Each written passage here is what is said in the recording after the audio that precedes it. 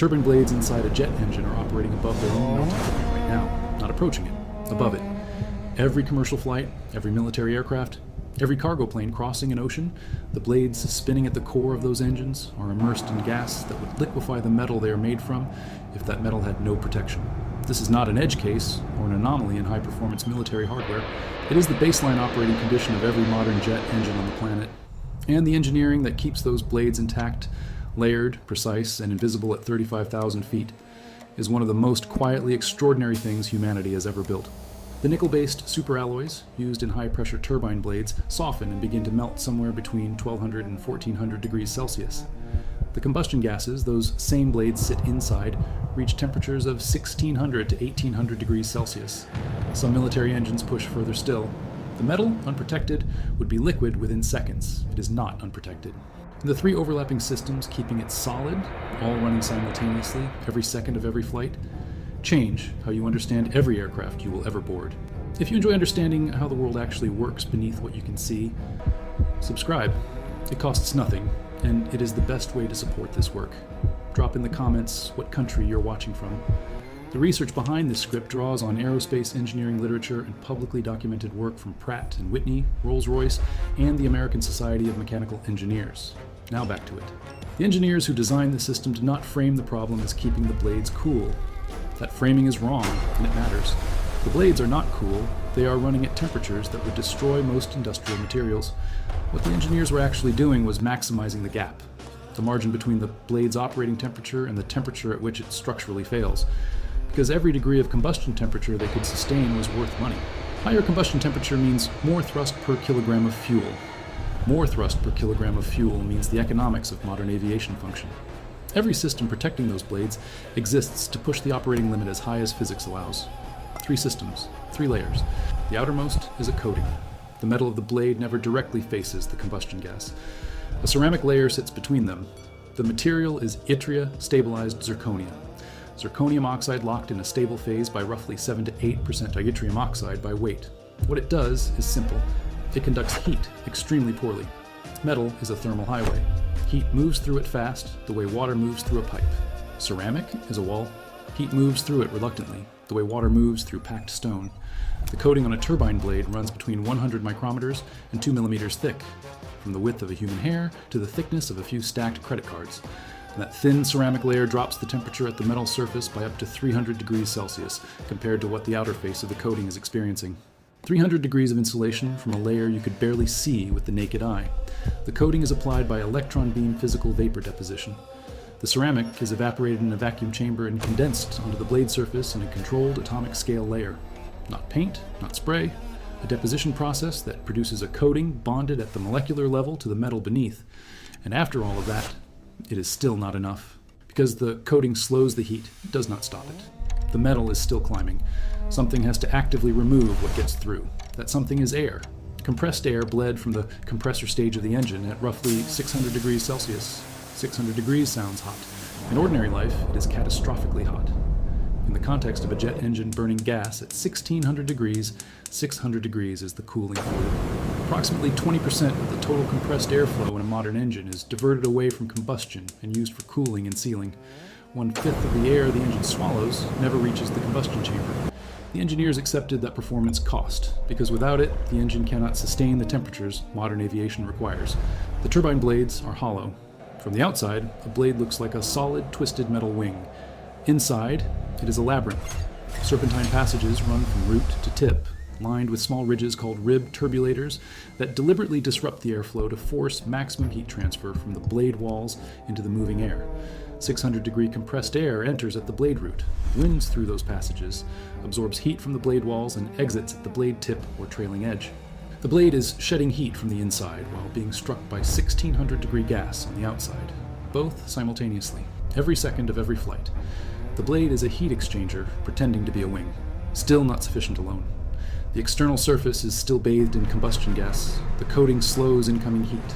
The internal passages pull heat from inside the walls. The surface remains in direct contact with the hottest environment in commercial engineering. So the engineers added a third mechanism on top of the first two. Through hundreds of holes drilled into the blade surface, each precisely angled, each created using electrical discharge machining, which uses controlled electrical sparks to erode metal with tolerances no conventional drill bit can achieve. Cool air escapes from the internal passages and lays flat against the blade's outer surface. The geometry of each hole is calculated, so the emerging air does not jet away and mix with the hot gas. It hugs the surface. It forms a continuous moving film between the metal and the environment trying to destroy it. The combustion gas never directly contacts the blade. It contacts the film. The film is continuously replenished from below. The blade is wearing a jacket of its own cooling air, sustained by the pressure difference between the internal channels and the external flow. Thermal barrier coating on the outside, internal cooling passages inside, film of air over the surface. 3 mechanisms, 1 blade, running in concert every second, and all of it, every layer, would still not be enough for the temperatures modern engines demand without a 4th intervention that goes deeper than surface protection and deeper than cooling, all the way into the atomic structure of the metal itself. A turbine blade made by conventional casting contains millions of tiny crystals pressed together. Metal does not solidify from liquid as one uniform block. It forms countless separate crystalline grains, each with a slightly different atomic orientation, meeting at interfaces called grain boundaries.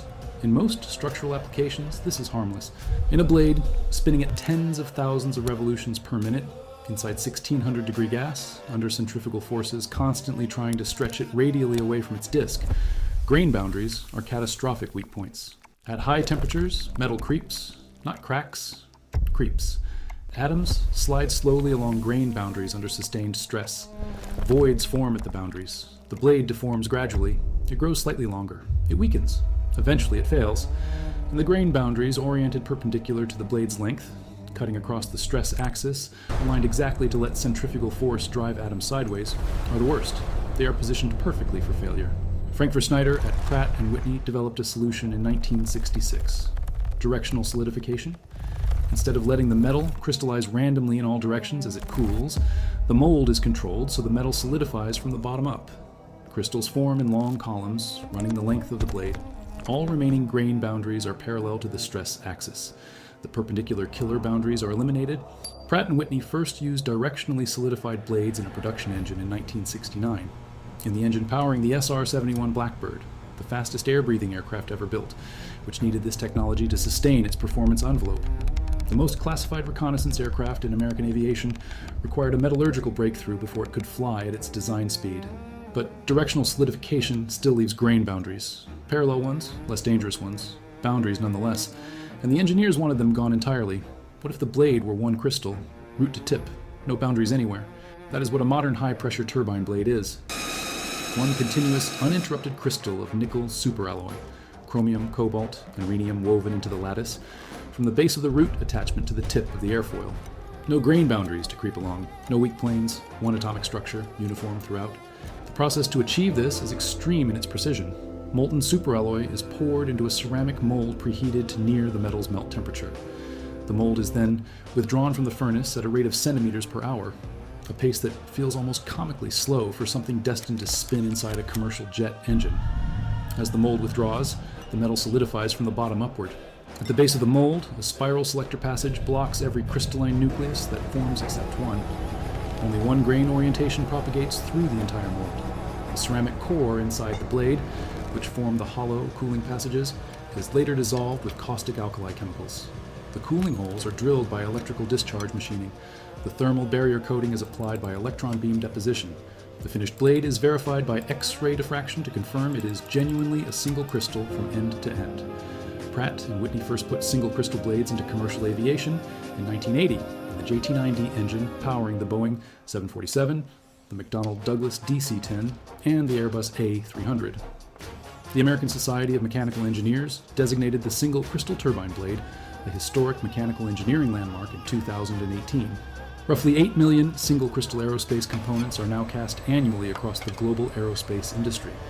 Rolls-Royce has its own single crystal foundry. General Electric has its own. Pratt & Whitney has its own. Each of these is a manufacturing competency guarded not because the concept is secret, it is published, documented, studied at universities worldwide, but because executing it at the consistency and quality required for certified flight components represents decades of accumulated process knowledge that cannot be replicated from a patent description. When China and India successfully produced certified single crystal turbine blades, it was treated as a significant military and industrial milestone. The precision is the barrier, not the idea.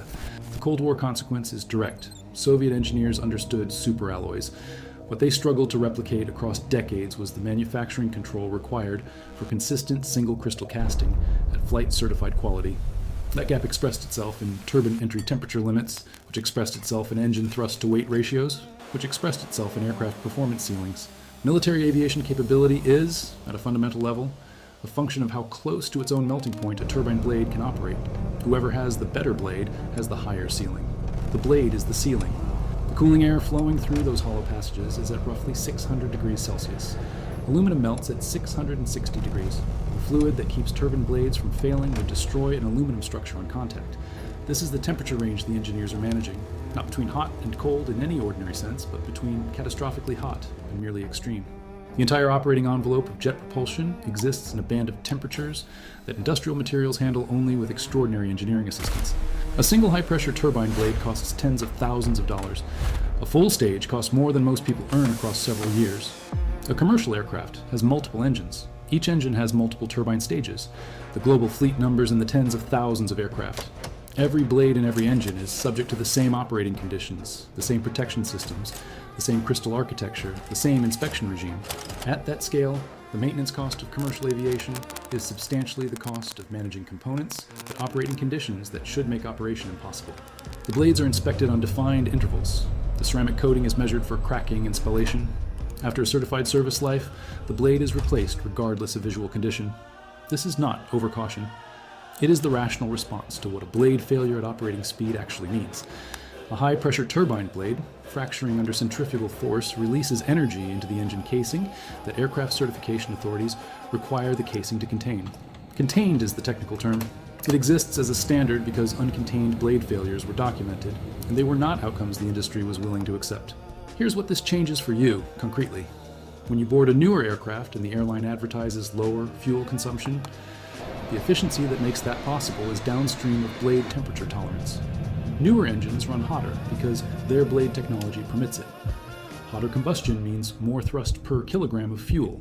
More thrust per kilogram of fuel means lower operating costs, longer routes, lower ticket prices on a per kilometer basis. The environmental case for replacing older fleets is inseparable from metallurgy. The carbon saving comes from the crystal structure. When an airline announces a new engine type, a Rolls-Royce Trent variant, a GE engine series, a Pratt and Whitney geared turbofan. Part of what changed is the thermal sealing the blades can sustain. That sealing is the product. Everything else follows from it. The late reveal is this. The directionally solidified blades that first flew in the SR-71 Blackbird's production engines in 1969, and the single crystal blades that entered commercial aviation in 1980 in the Boeing 747, share the same lineage of metallurgical development at Pratt and Whitney. The most classified aircraft in the history of American aviation, and the aircraft that made mass commercial intercontinental flying economically viable, were both made possible by the same decade of work on grain boundary elimination in nickel superalloys. The SR-71 never carried a paying passenger, but the technology that let it fly at Mach 3 is in the engine of the plane you will board next. The blade does not know it should have melted, it just keeps turning.